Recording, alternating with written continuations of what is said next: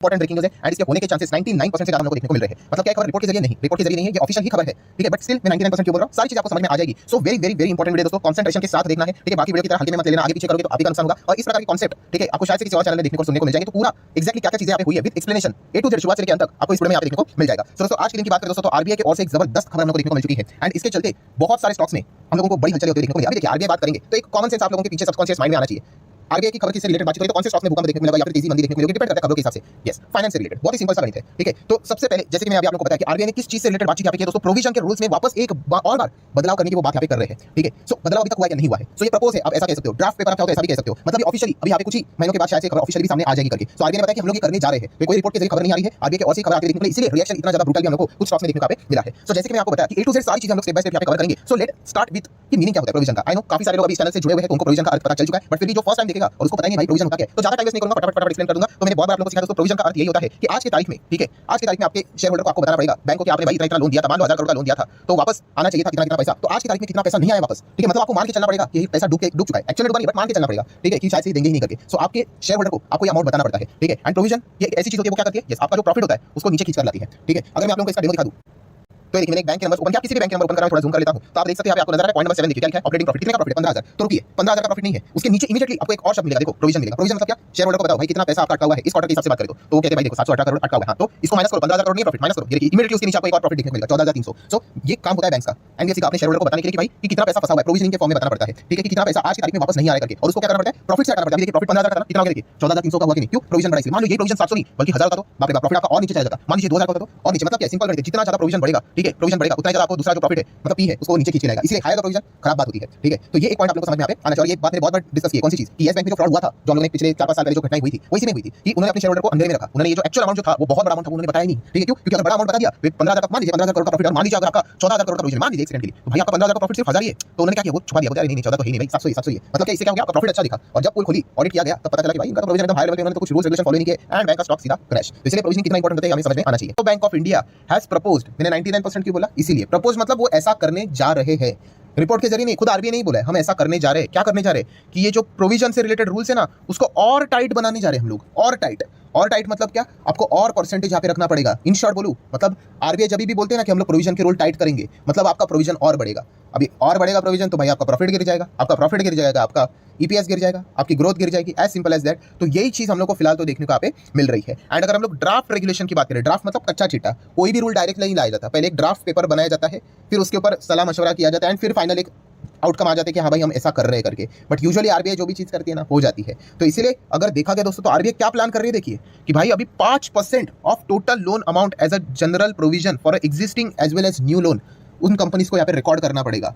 बाप रे बाप, मतलब ऐसा भी नहीं कि जो नए लोन आप बांट रहे हो उसका 5% आपको प्रॉफिट से हटाना पड़ेगा, प्लस आपने जो एग्जिस्टिंग पुराने लोन भी देखे रखे हुए हैं वो भी काउंट करके आपको 5% क्या करना पड़ेगा, प्रॉफिट से निकाल कर बताना पड़ेगा। वाओ, मतलब क्या, एक लाइन में कितना बड़ा प्रोविजन बढ़ेगा आने वाले समय में और प्रॉफिट ऐसा धप करके गिर जाएगा, ठीक है। तो ये दिक्कत देखने को मिल रही है। और दोस्तों अगर देखा गया तो इसके पहले कितना चलता था, this is a significantly higher than the current provision. कितना चलता था अभी का, 0.4% ओनली, 0.4% था दोस्तों नॉन डिफॉल्टर प्रोविजन, मतलब एक्सपोजर से रिलेटेड। नॉन डिफॉल्टर एक्सपोजर मतलब क्या, अभी जिन्होंने फाइनेंस की स्टडी की होगी तो आपको पता है एक कॉन्सेप्ट हुआ करता था, कौन सा, स्टैंडर्ड असेट करके। तो स्टैंडर्ड असेट के ऊपर अगर किसी ने फाइनेंस का पेपर वेपर दिया होगा तो आपको पता है ऐसा अमाउंट आता था कि इतना 53,600 का लोन दिया है, ठीक है, 2,600 का लोन दिया, 600 का लोन है, 100 का लोन है, 60 का लोन है। एंड वो अलग अलग कॉन्सेप्ट लिखते थे, क्या लिखते थे, स्टैंडर्ड असेट। स्टैंडर्ड असेट मतलब ये वो लोग हैं जो टाइम पे अपना पैसा लौटाते हैं। तो यहाँ पे ज्यादा प्रोविजनिंग करने की जरूरत नहीं पड़ती थी, कितना देखिए केवल 0.4, ठीक है, सिर्फ 200 करोड़ का प्रोविजनिंग करना पड़ता था, ठीक है। सब स्टैंडर्ड मतलब थोड़े से उससे गए गुजरे टाइम, बट तो इनके लिए 10% अलग से निकालना पड़ता था, तो और प्रोविजन बढ़ता था। देन उसके बाद ये डाउटफुल वाले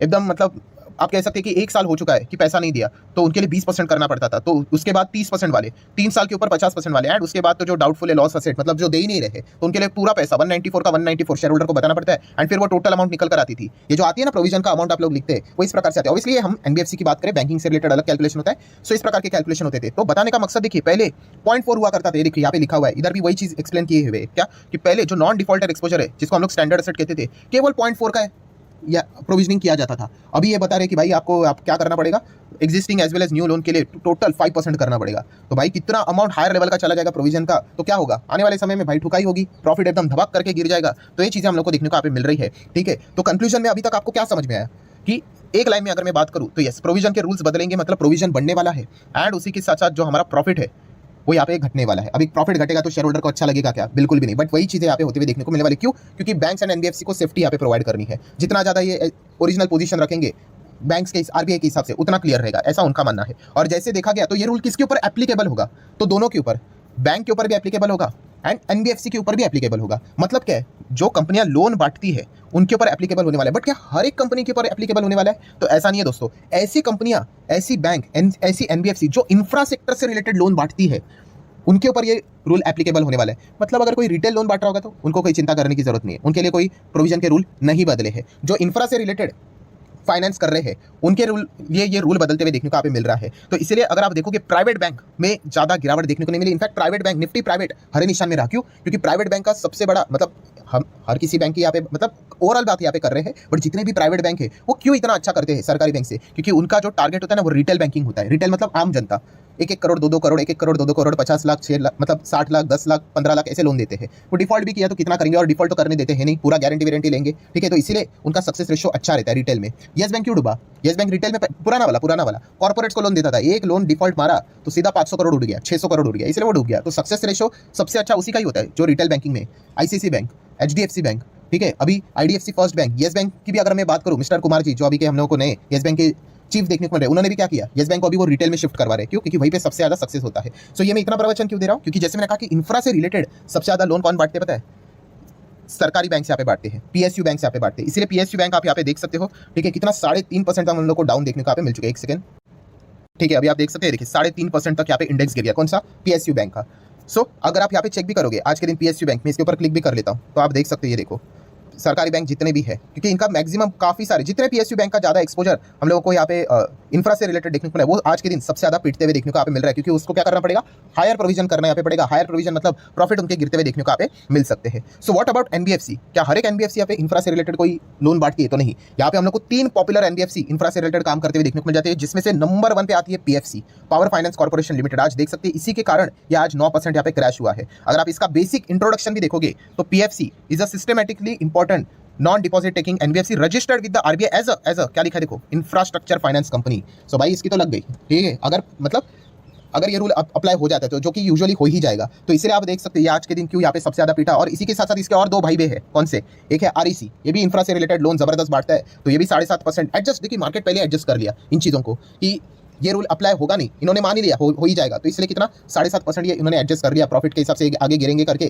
तो ये देखिए एंड उसी के साथ साथ इरेडा भी देखा गया तो 4%। ऑब्वियसली इरेडा उतना नहीं है जितना कि PFC and REC heavily infra से रिलेटेड लोन यहाँ पे बांटते हैं, बट इरेडा भी देखा गया तो उसी कैटेगरी में हम लोग को देखने को मिल जाता है। तो ये रीजन था कि इस चीज के चलते इरेडा, पीएफसी, आरईसी क्यों सबसे ज्यादा गिरे, एंड सरकारी बैंक्स में भी हम लोग को क्यों ज्यादा यहाँ पे गिरावट देखने को यहाँ पे मिली थी, जो खास करके इंफ्रा से रिलेटेड लोन यहाँ